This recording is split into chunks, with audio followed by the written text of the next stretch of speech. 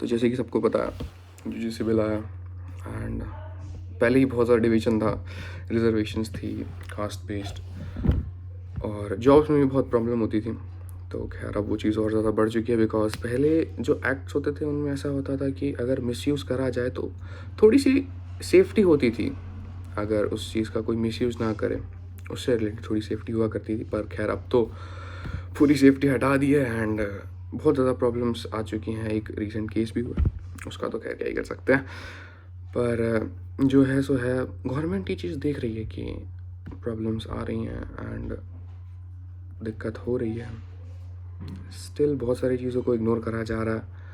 अब कुछ लोग कह रहे हैं कि maybe prime chief minister Yogi Adityanath को हटाना हो स्टेट से, हो सकता है ये रीज़न हो नोज। पर द थिंग इज़ दैट कि हम डायरेक्टली एक पर्सन पे ब्लेम नहीं कर सकते कि सब लोग प्राइम मिनिस्टर को ही बोल रहे हैं कि आपने बनाया एंड बिकॉज एक बिल को पास होने के लिए बहुत सारे मेंबर्स की सहमति चाहिए होती है।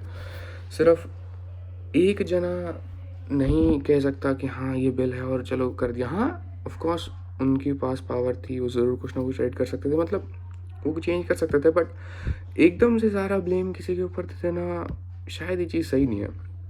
हम अपने दिमाग से भी सोच सकते हैं, बहुत हाई लेवल की चीज़ है, ऊपर से अमेरिका भी बहुत प्रेशर डाल रहा है एंड उनकी भी बहुत सारी डील्स थी। तो अभी रिपब्लिक डे भी गया, तो बहुत सारी प्रॉब्लम्स उससे रिलेटेड भी हैं। बट इस चीज़ को भी नहीं डिनाई करा जा सकता कि जनरल के साथ, पूरी जनरल कैटेगरी के साथ बहुत ज़्यादा डिस्क्रिमिनेशन हो सकता है इस चीज़ से रिलेटेड। बिकॉज देखो, अब जैसे बहुत सारी यूनिवर्सिटीज़ हैं, चाहे JNU मान लो या फिर कुछ भी, उनके अंदर वैसे ही बहुत ज़्यादा डिस्क्रिमिनेशन होता है बहुत सारी चीज़ों से रिलेटेड, कि ब्राह्मण बनिया देश छोड़ो and all of that, and वो चीज़ सही नहीं है।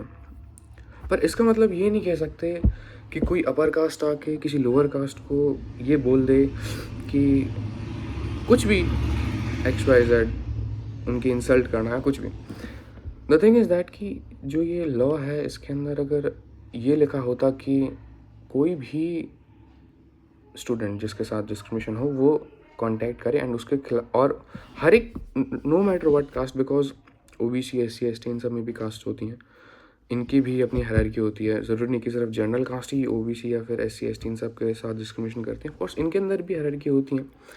तो ऑफकोर्स अगर कोई OBC वाला है तो SC के साथ भी डिस्क्रिमिनेशन कर सकता है, पर इस चीज़ से रिलेटेड कोई रूल नहीं है UGC लॉ में। That's very bad. ऐसा होना चाहिए था कि अगर इक्वालिटी होनी चाहिए ना सब में। अगर आप किसी एक स्पेसिफिक कैटेगरी को आप ये करो कि यही सिर्फ डिस्क्रिमिनेशन करेगी, तो वो चीज़ तो वो हो गई कि तुमने पहले से ही उस चीज़ को उस कैटेगरी के पर्सन को क्रिमिनल्स मान लिया, और उस चीज़ की कोई सेंस नहीं बनती। अगर पहले के टाइम पे जब भी लोअर कास्ट के साथ बहुत डिस्क्रिमिनेशन हुआ, इसका मतलब ये नहीं कर सकते कि अब इस इंडिया में जब सब साथ में मिलके चलना चाहते हैं, सब आगे बढ़ना चाहते हैं, तो उस टाइम पे सबको इक्वालिटी के बेसिस पे जज करना चाहिए। ठीक है, अगर आपको रिजर्वेशन चाहिए तो फाइनेंशियल बेसिस पे लगाओ, बिकॉज आप OBC SC ST रिजर्वेशंस और जनरल को आप खुद अलग कर रहे हो। अब उसका कोई रीज़न हो या ना हो मुझे नहीं पता, बिकॉज वो बहुत बड़ी बात है। हो सकता है आज जो प्रेजेंट सिचुएशन में लोग कह रहे हैं कि उत्तर प्रदेश में इलेक्शंस हैं और उस टाइम पे अगर योगी आदित्यनाथ हार जाएं तो वो PM के कैंडिडेट नहीं चुने जाएंगे। हो सकता है ऐसा हो, इस चीज़ को कम्प्लीटली डिनाई नहीं कर सकते, बिकॉज अब वो बहुत ऊपर हैं सब लोग, हमें नहीं पता कि वहाँ क्या पॉलिटिक्स चल रही है। हम गैस कर सकते हैं, 100% प्रूफ किसी के पास नहीं होता कि हाँ ये चीज़ हो रही है तो इसी ही वजह से हो रही है। हमें क्या पता किस वजह से हो सकता है किसी वजह से हो रही हो। अब ये तो चीज़ एज्यूम करना कि हाँ ये इस वजह से हो रहा होगा, इस वजह से हो रहा होगा, तो ये इस वजह से हो गया। अब नो मैटर कि कोई भी चीज़ जो हो रही हैं वो एक ही चीज़ से लिंक्ड हो। अब UGC लॉ आया है, हो सकता है कि यूपी के इलेक्शन से लिंक्ड हो, पर अगर हम 1 मिनट के लिए थोड़ा सा सोचें तो अगर ये सिर्फ यूपी वाले स्टेट का सीन होता तो इस साल में वेस्ट बंगाल में भी तो इलेक्शंस हैं। अगर वो पूरे जनरल कैटेगरी को नाराज़ करेगी, ऐसी बात तो है नहीं कि वेस्ट बंगाल में कोई जनरल कैटेगरी के नहीं रहते, रहते तो हैं।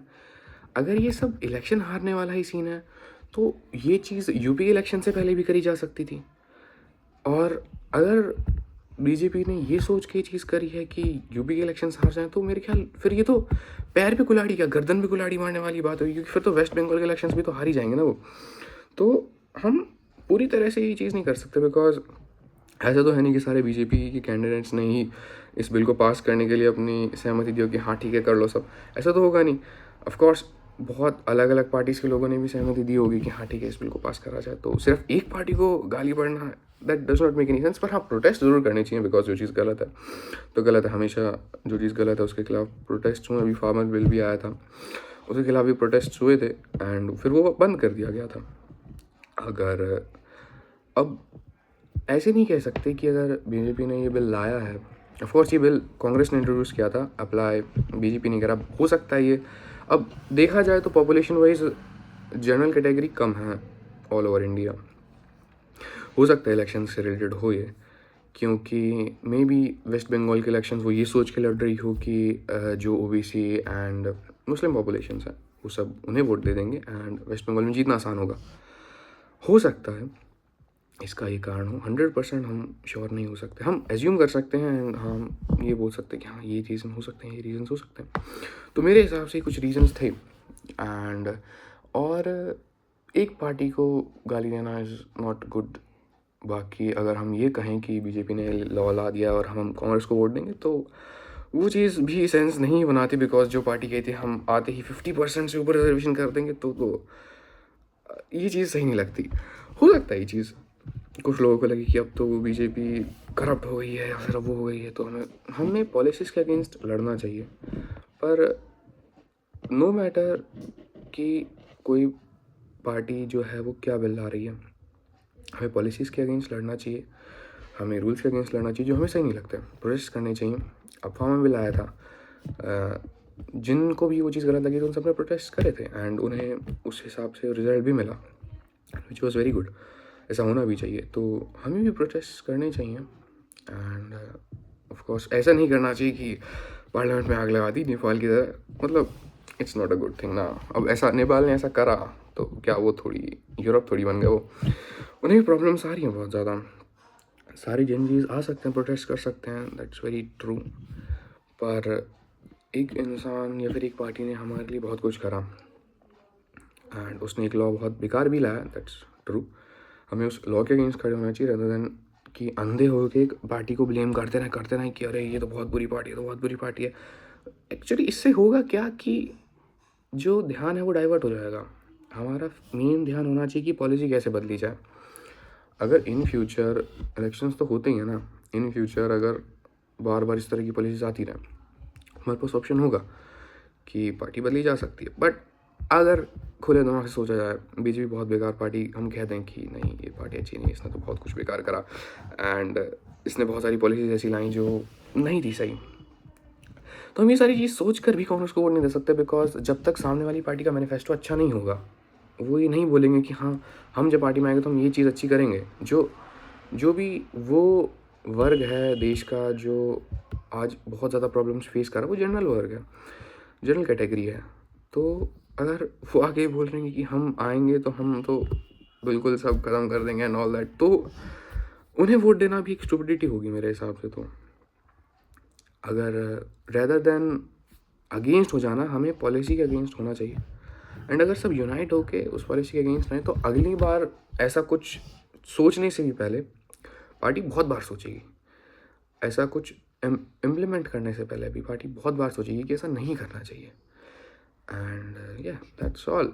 एंड लास्ट में मैं ये कहूँगा कि एक नज़रिए से देखना is not a good thing. किसी भी चीज़ को, किसी भी लॉ को, कांग्रेस भी बहुत स्टेट में है, वो कोई रूल इम्प्लीमेंट करती है तो भी हमें उसे एक नज़रिए से नहीं देखना चाहिए कि कांग्रेस ने करा तो गलती होगा। हो सकता है वो गलत हो, या फिर हम ये नहीं कह सकते कि बीजेपी ने कोई रूल इम्प्लीमेंट करा तो बीजेपी ने करा तो बिल्कुल सही होगा। नहीं, ज़रूरी नहीं है ये चीज़।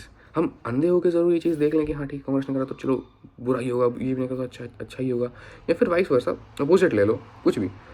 पर यू कांट से कि ये पार्टी ये कर रही है तो ये सही कर रही है। किसे पता यार, उसके पीछे उनका कोई बहुत अजीब अलग मकसद हो, कोई अलग मोटिव हो। तो यार दैट्स ऑल। हमें एक नज़रिए से नहीं सोचना चाहिए, हमें बहुत सारे पॉइंट ऑफ व्यू से सोचना चाहिए। हमेशा दुनिया में क्या है, वाइट और ब्लैक नहीं होता, most of the time grey की कैटेगरी में आता है इंसान। ज़रूर नहीं कि कोई इंसान पूरा सही और कोई इंसान पूरा गलत हो। उन सब चीज़ों के बारे में फिर कभी बात करेंगे। तो दैट्स ऑल। जय हिंद, जय भारत।